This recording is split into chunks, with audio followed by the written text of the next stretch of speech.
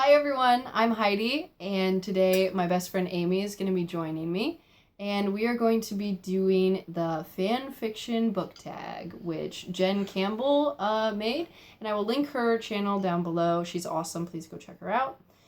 And I decided to bring Amy in on this because she's actually the person who introduced me to fanfiction, so I blame her it was an engraved invitation for this and all that implies. Life's sucking. So, without further ado, we're just going to jump right into the questions. Question number 1. Do you read or write fanfiction, and why? Awesome. So, I'm going to start because way back in the day when I was a young, innocent, very impressionable child of 19. I met Amy, and immediately she introduced me to Harry Potter fanfiction, and that was the start. Slippery slope. It is a slippery slope. So now I feel like I've read all of the Harry Potter pairings that I care to, and I've moved on now to John Locke, Sherlock, and John, and because I'm a huge fan of the BBC show. So that's pretty much what I read. What do you read? I also started with Harry Potter fanfiction. It was after the 5th book, I think. And it was because I wanted the story to end. I needed it. And the book wasn't out yet. So I started reading the ones that finished the story. And then Slippery Slope, all of a sudden. Oh, what is this? There's pairings? There's pairings. What does that mean? I should probably figure that out. And I did. All of it, everywhere. Just, it's nuts. Now I've moved on to anything that I ever watch or read or look at or see on a billboard or people on the bus. I'm going to find fan fiction about it. And you can find that. Oh, and you can. It's out there. And so we both read fan fiction, and this fun thing happens. And the two of us, in the moonlight, have like half a bottle of alcohol betwixt us. Hard eye, otherwise it's 2 to 3 bottles of wine each. Yeah. We decide that we are going to try our hand at writing fan fiction. No. Sorry, don't listen to her. We decide that we're going to write the best fan fiction that has ever existed in the history of fan fiction ever. The end. It usually happens where I just scream things and Amy is trying to drunkenly write it all down. Because, we're hammered. And what we've managed to make over the years are the funniest to us crack fics ever. We've got one with Dumbledore who's addicted to cocaine-covered lemon drops, which is hilarious. That one was good. We wrote that like 12 years ago or something. Roughly. I don't know. The impressionable 18-year-olds. Oh my god. So pure nonsense. That's all we write. I haven't been able to write anything serious. I don't know. Have you written anything serious? No. No, because I start to. I think I'm actually gonna do this time. This is gonna be beautiful and serious, and then I'm like, or. You know what's and funnier? Then it would be hilarious. So no serious fan fiction. Awesome. All right, question 2. So you already answered question 2. Oh, did we? In No, your we just kept rambling going. there, which was how and when did you discover fan fiction? How old were you? Oh, perfect. So you already told that story, so awesome. We're on point. So We got number this. 3, how has fandom and fiction evolved since you found it? Fan fiction fandom. I feel like you've got more of a scope on this. Excuse me.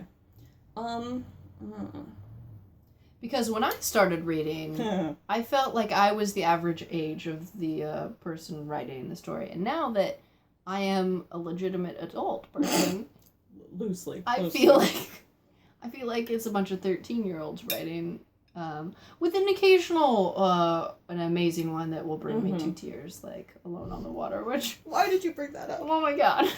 We might need a minute. If you haven't read that, by the way, go find it, go read it, We'll link it down below, and don't blame us. Then don't when you lose your freaking hysterically mind for days. Well, that being said, it is beautiful, It's and you amazing. Have to go read it. It's amazing. I think the biggest change that I've noticed, and especially because I read Harry Potter fan fiction almost exclusively, so very, very long, is the depth of character. Because when I started reading, it was, the characters were just, you knew who they were. It was a paper, cardboard cutout copy from the book, and then just things happened, and I was reading, people were writing more about the things that were happening than the characters, but the characters evolved, and certain things became accepted within fandom as canon, even though it's not necessarily canon from the books, but canon and Fanfiction, canon. Canon. That's the word. We're gonna call it canon from now on. That's what it means. Google it. Don't for like 3 weeks until we make it a thing. But the depth of character, the different characteristics that started to really stick to certain characters, things that were acceptable have changed a lot too, both in material and subject matter, but also certain situations that certain characters are exposed to. Because some, specifically again, Harry Potter, a lot of times when fanfiction writers were trying to give more depth to Harry, it was this really weird, angst-ridden, lots of abuse in his past and childhood, and then that got to be really intense and dark, but you started to see almost a break from Harry having anything even resembling slightly normal / a little bit not that bad childhood. So that just became accepted. Everyone just like, oh, it's Harry. He was probably beat every day. He might have been. He might have been. It doesn't necessarily say he wasn't. Exactly. And also, I think, too, again, the age of the writers, because now, looking through a lot of Harry Potter stuff, it's hard to find any writing that's good. We became very judgmental in our old age now. Well, and we've read everything, I feel like. All of it. We read it. If you wrote some, we read it. It might have been good. Maybe it wasn't so good. But thank you for your contributions. All right, what's our next question? Sorry, did I cut you off?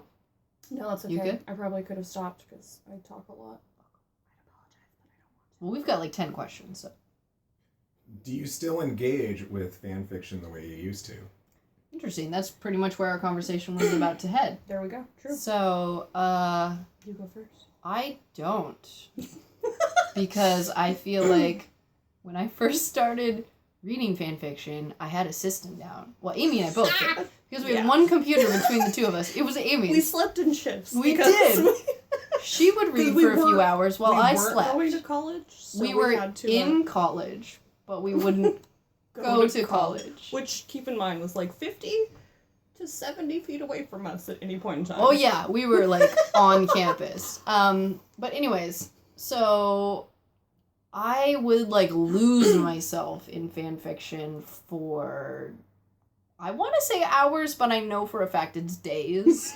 and now I can't do that so much. So now I really have to judge when I have the time for fan fiction, because I will spiral down the rabbit hole and just lose myself completely. So that's how it's different for me. Which is funny because when I started, it was the same way. You know, I had to have 100-foot radius where no one would bother me. I had to have like a snack handy and just no one could touch me. I wasn't going to talk to anybody. I didn't want anybody near me. Don't breathe. I'm reading. Okay. It was bad. I was a weird little mole child. But now I read a lot all the time. I recently explained to a coworker because they're like, "Why are you always on your phone?" I'm reading. Fool. There are words out there that I need inside me. Okay? It's a lot more portable to take fan fiction with you, exactly. I guess. And now that it's on my phone, I don't have to be a mole hobbit in my house / basement. The only problem that this gives you is when you're trying to read alone on the water at work.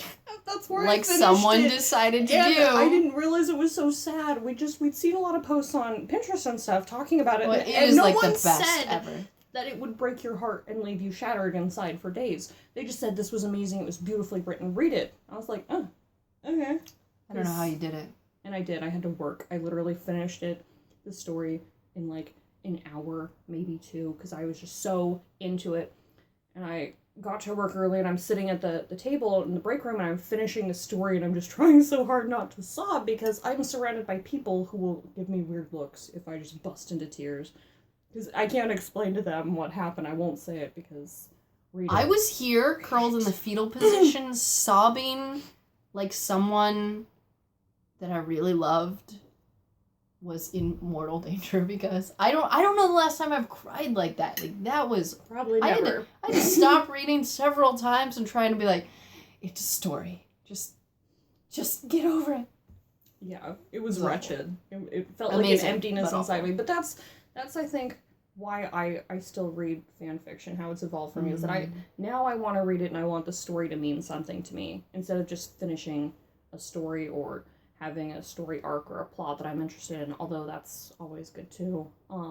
But I want a writer to portray a character in such a way that it means something to me, and that I maybe don't relate so much as I understand how that character is transitioning from the beginning to the end, etc. And so that's my like connection now. Yeah, what I like is that they're established characters, and I mean, pretty much everyone takes their own different swing at it, but yeah, it's a world where everyone knows what to expect for the most part, and so you don't really have to waste time getting to know the characters. Establishing your characters and you can becoming just a really great author. Okay, well, stuff. For me, I read short fan fiction stories because I don't have. I refuse to read anything that's, well, actually, my standards have changed because I've read everything. But for the longest time, I would not read any single work that was less than, I think it was 50,000 words. Because I need it. I need lots of words. All up in this. Now I'm down to like 5. Because I just need 5 words. Left. Just no, 5,000. Oh, just 5 words. Still talking about thousands, by the way. Sherlock kissed John a lot. really well. I don't Really know. Well. There we go. Don't take that. I just wrote that. She just wrote that. So Amazing. So amazing. I'm gonna post that somewhere. She's amazing. Okay, what's the next one? So I don't know if you guys want to cover this again, but which fandoms do you enjoy reading/writing? Ah, Well, perfect. we've written, at current count, Harry Potter and Sherlock. Mm-hmm. As far as reading... That's because those are the only 2 that I really read. I've tried to go out and find some random other things. Science Press. I've read a couple of in the Avengers universe and a couple in the Anita Blake universe, but there's not usually a lot. What pairing is not covered in the books that you had to find fan fiction for? I just needed more Asher in my life. You know how I feel about Asher, okay? I understand. Sorry, I just had to know. If you've ever read the books, that was probably your question too. Yeah. Just anything without Anita, pretty much. Okay, yeah. That's what I was looking for. That too. I found a really great Harry Potter Anita Blake crossover situation where Harry rolls in and kills Anita in the first page. Voldemort, a piece of Voldemort lived inside her. Yeah, it was necessary, and everyone was like, "Thank you, Harry. You rescued us from this evil woman." And it just got better from there. Just don't stop. Never stop. You read a lot more. Oh God, I do. Oh Jesus, I don't really read Harry Potter anymore because it's just. I feel like as much as there are still people who are writing it, it's kind of a well that has run dry. There's only so much you can cover, and it's mostly been covered. So not so much unless I get a yearning in my heart. I'm like, I remember this one story I read 12 years ago that I should probably look up. It had Harry in it. And that's all I have to go on. I'm like, I just remember it was good, and I 12 years later. 12 years I later. found it. No, I generally don't find them. That's sad. But Sherlock, the Avengers, definitely. Justice League, because who doesn't love Batman? You love Batman or you're wrong. Yeah. Did I tell you about that t-shirt? It says something about it, be yourself unless you can be Batman. Unless you can be Nathan Fillion, then be Nathan Fillion. Yes. Oh, that's true. That's a hard. I think that's mostly what I've been doing lately. Justice League, The Avengers, John Locke, for life. That's that. Awesome. Okay. And now... Yes. My favorite question. What are your OTPs? Woo! John Locke for life. For life. Always. We're gonna get that tattooed somewhere upon our person. We were talking right before we started filming, and I've decided that it's not just the characters, it's the actors. They're beautiful. I just ship them together. Pretend I have those little unicorns from Tangled. And they're kissing. Well, or they're kissing. This is a family channel. Yes. It's true.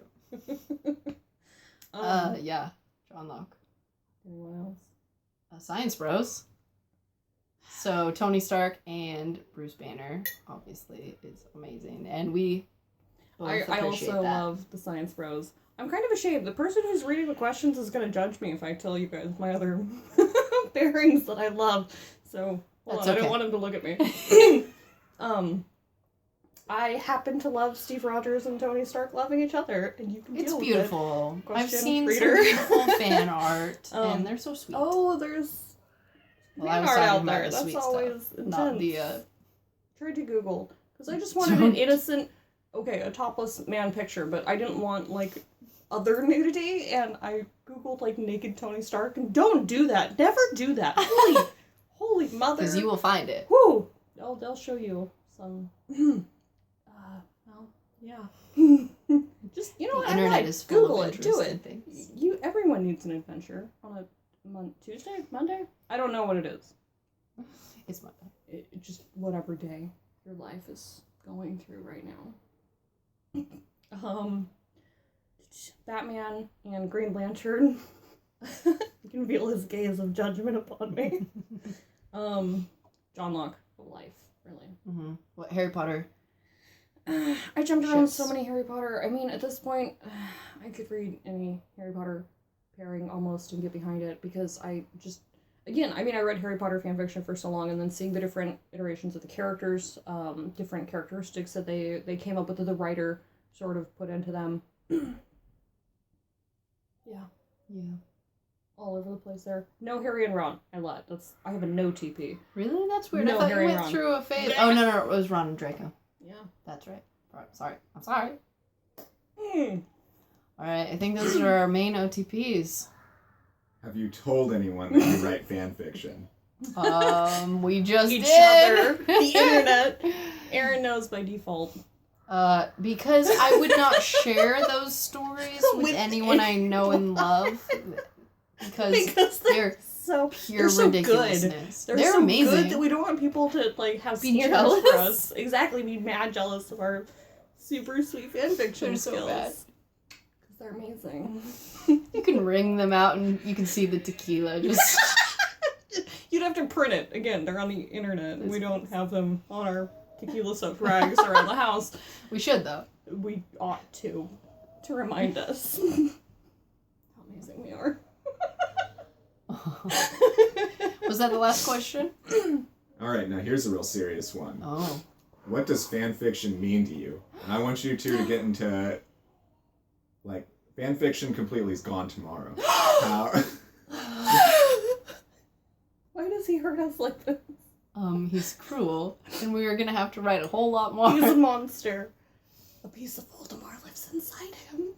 What I think it means to me is that I don't know. You can more tailor your the way you want the story to go. Like for me, I'm obsessed with John Locke because in the show it looks natural, my words are English, and it looks like that's the way their relationship, they're very close. And then all of a sudden here comes Mary. Mary who obviously, if you we read hold the it, original, the highest respect, obviously. We we adore that knew woman. that was gonna happen, but I despise that character. And she's just like an interloper in the middle of this epic bromance, even if you don't ship them.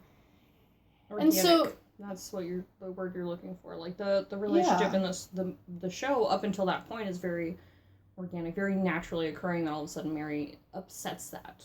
I feel it's granted a lot of that relationship that builds between John and Mary we don't see as the viewer. that's true.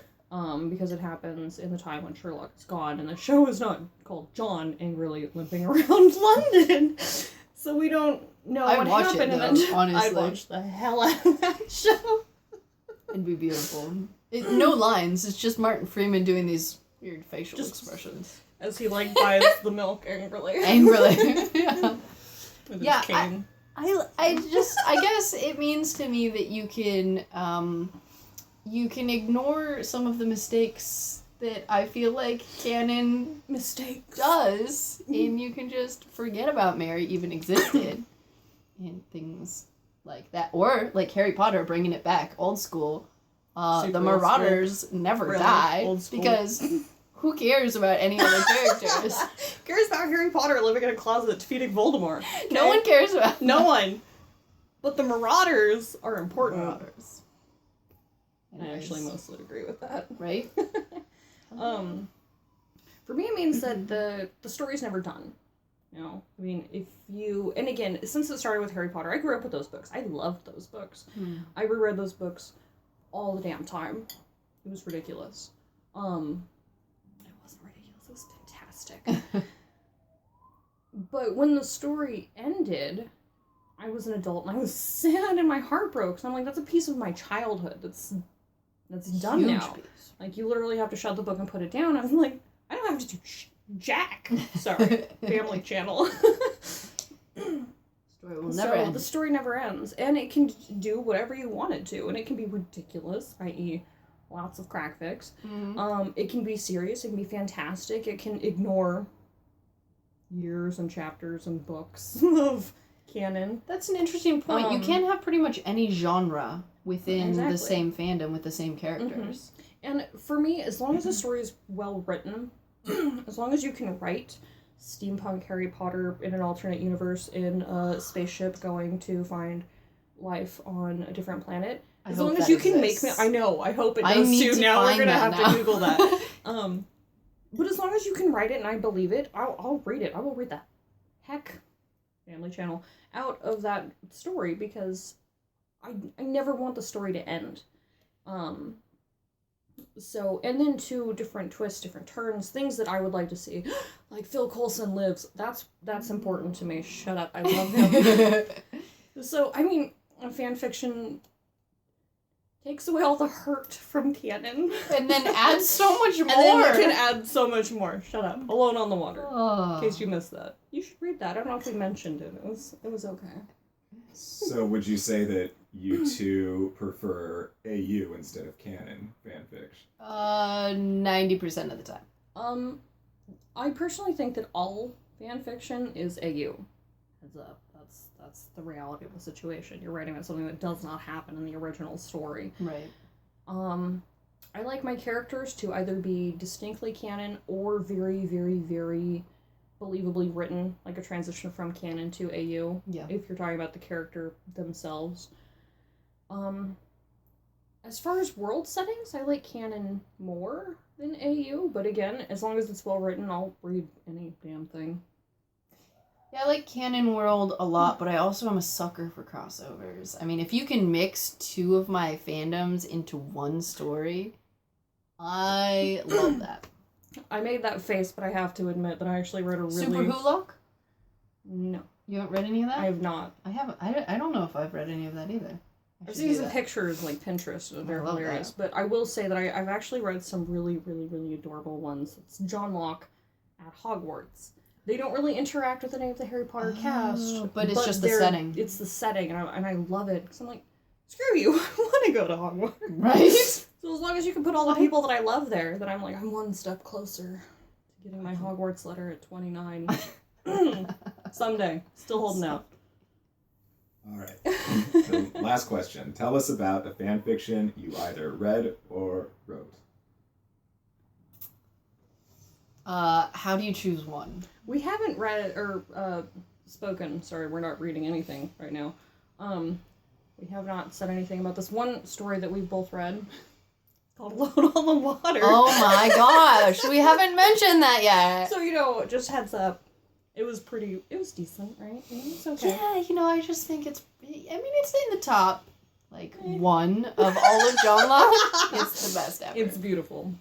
So, You may or may not sob to death for days. So, it comes with a warning label. So go read that. A lifetime supply of Kleenex. Thank you for watching. Subscribe. Not yet. Do all that stuff too. The one that we wrote, I would like to share. Yeah. It's called That Fat Bastard. Oh my gosh. It's on Archive bad. of Our Own. It's so bad. It's by Way the Walrus. It's good. It's so good. Don't hate us because it's so bad. Don't hate us because it's so good. Don't be jealous is all we're saying, okay? Take a deep breath. Let all that negativity go out. I'll link that down there if any of you are crazy enough to actually want to read that. Thank you all. Thank you, Amy, for coming on our channel. And we'll see you all next time.